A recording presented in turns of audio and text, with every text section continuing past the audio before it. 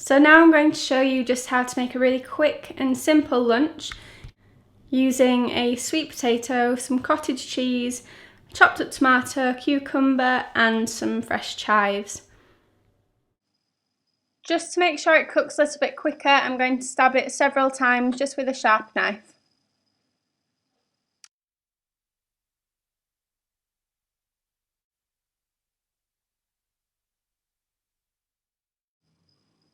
Then you just want to pop it in the microwave for around 7 or 8 minutes, depending on how hot your microwave is.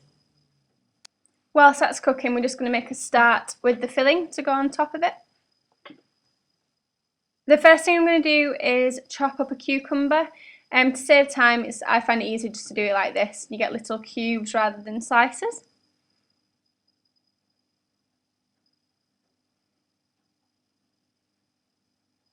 Then we're going to do the exact same with the tomato. Again, rather than slices, we're just going to make it into little cubes so it mixes easier.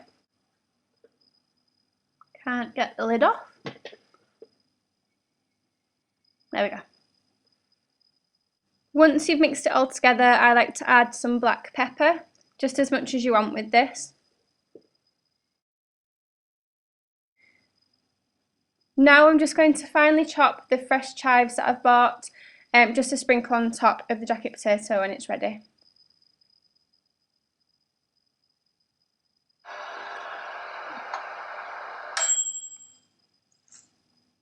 Just to make sure it's cooked, give it a quick prod with the knife to make sure it's soft in the middle.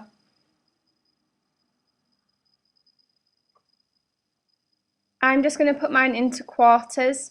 I'm not going to add butter to this, I don't think you need to, especially when you've got cottage cheese.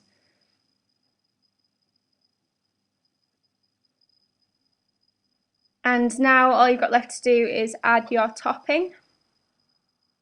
Loads of it.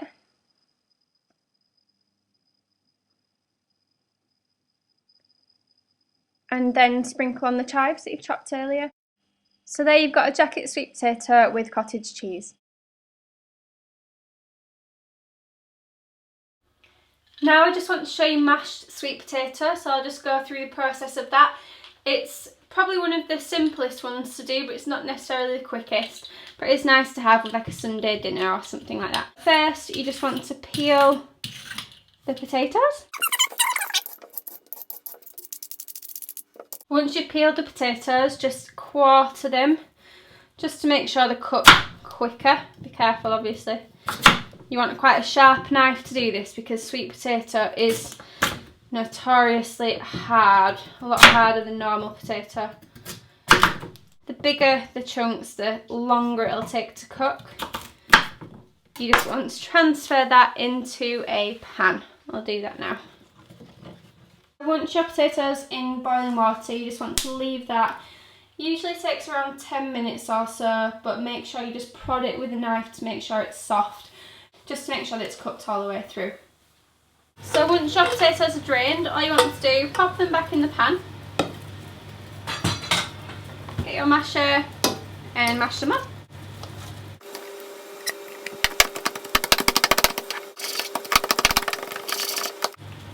You can also add carrots to this, so you could cook your carrots at the same time and then mash them all together. That way it looks like you've got a lot more mashed potato on your plate than you actually have. So that's my tea for tonight. We've got lemon and herb chicken with broccoli and sweet potato mash.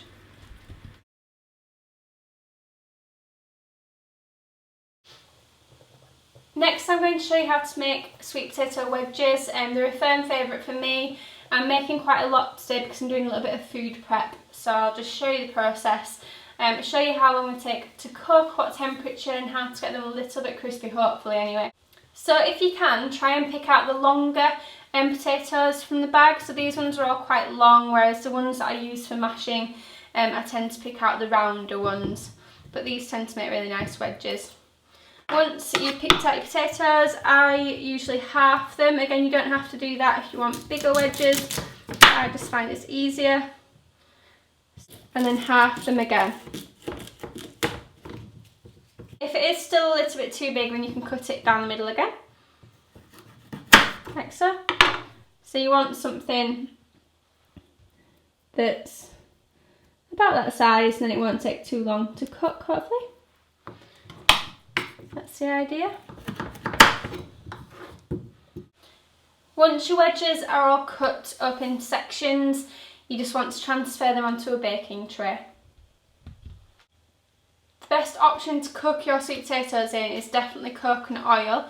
If you don't have that though, don't worry, it is quite expensive. I've actually run out of that, so I'm just using the light olive oil today, but just to drizzle. So that's the difference. You don't want to cover the sweet potato wedges in olive oil, you just want a really light drizzle.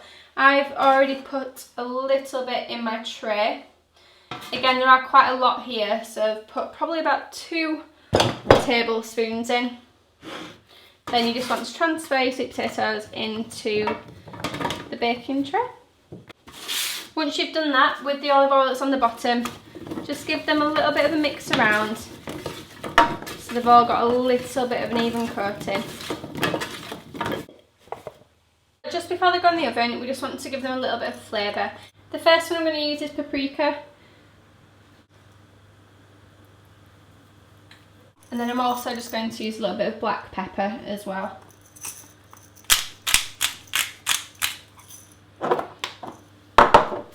Once you've done that, they're ready to go in the oven.